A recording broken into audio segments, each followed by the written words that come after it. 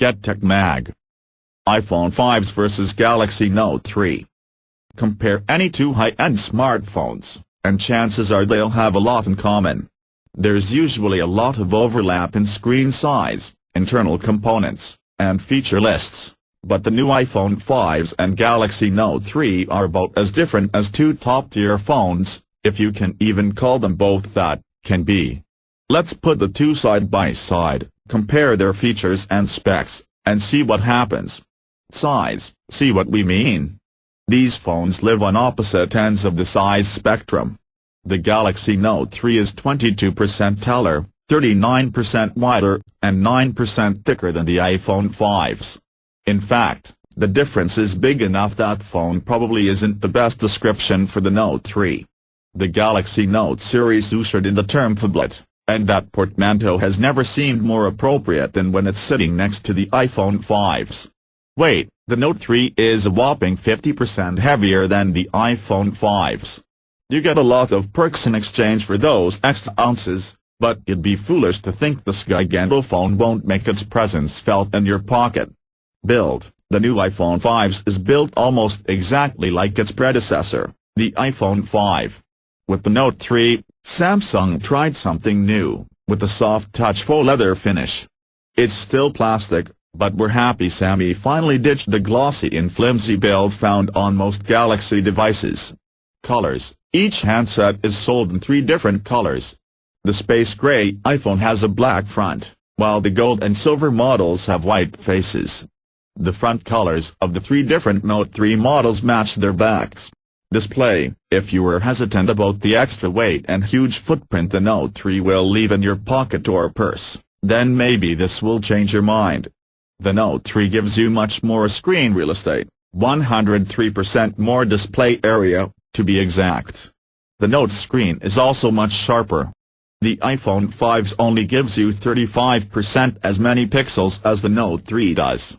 Just remember that anything in the 320 plus pixel per inch PPI range is going to look very sharp. Anything beyond that is more of an eye candy bonus than a necessary upgrade. Fingerprint sensor: this is the big differentiating feature in the iPhone 5s. Hiding underneath the home button is a Touch ID fingerprint sensor that will learn your unique as a snowflake print. Your fingerprint, and any other print that you teach it to trust, will unlock your phone, but anyone else will need a passcode. It's a great balance of smartphone security and convenience. Camera: more megapixels don't necessarily translate to better pictures, so we'd consider this one an incomplete until we put both devices' cameras through their paces.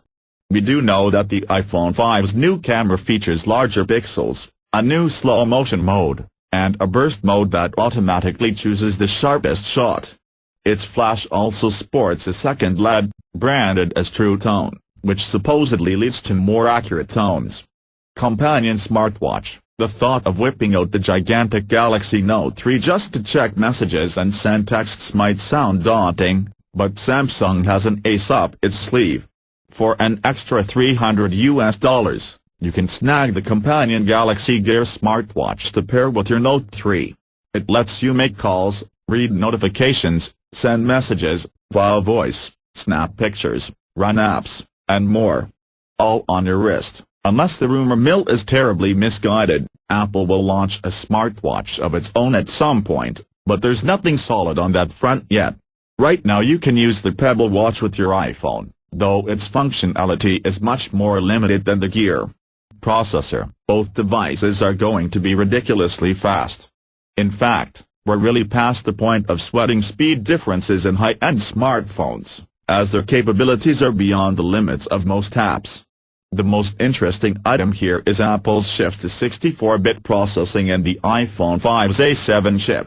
It probably doesn't mean diddly squat right now, but it does lay the groundwork for future mobile devices with desktop-like amounts of RAM. Motion coprocessor: Motion Copro what?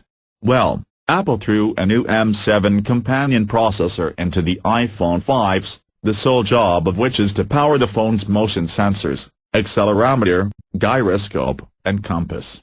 This is good news if you use fitness apps or accessories, as they supposedly won't get the usual battery drain that other smartphones give you. Let's be honest, though, Apple didn't throw the M7 in just to boost the popularity of fitness apps and trackers. It's almost certainly going to play a big role in that rumored iWatch, whenever it arrives. RAM. The Note 3 blows away the iPhone's 1GB of RAM, though we aren't expecting any performance problems on the 5's.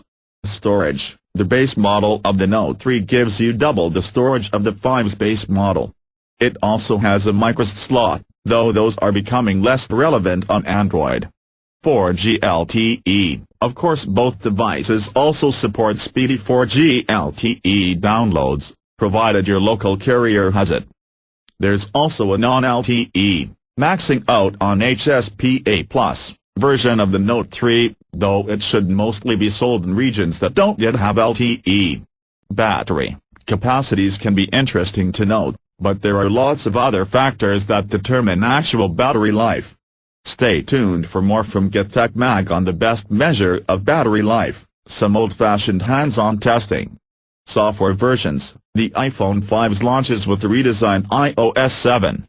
Samsung has been keeping up much better on this front lately, as the Note 3 will launch with the latest version of Android 4.3, also known as the epic conclusion to the Jelly Bean trilogy. Samsung's TouchWiz UI, as always, makes its presence felt on top of Android. Local file sharing. One of iOS 7's big upgrades, AirDrop, should be familiar to Mac owners. The iOS version appears to use a combination of Bluetooth and Wi-Fi to establish a connection and transfer files with another iOS device. Samsung has used its S-Beam feature as a weapon against Apple in many a commercial. It uses near-field communication, NFC, to transfer files with any nearby Galaxy device. Here you only need to place the phones back-to-back, and tape on the screen to confirm. Side-by-side multitasking. This is another perk of having a humongous screen. Samsung's Note series lets you run two apps on the screen at once. In the latest version, you can actually run two separate instances of the same app. This opens the door to things like running two simultaneous chat windows, or popping up a calculator window while you're drafting a message.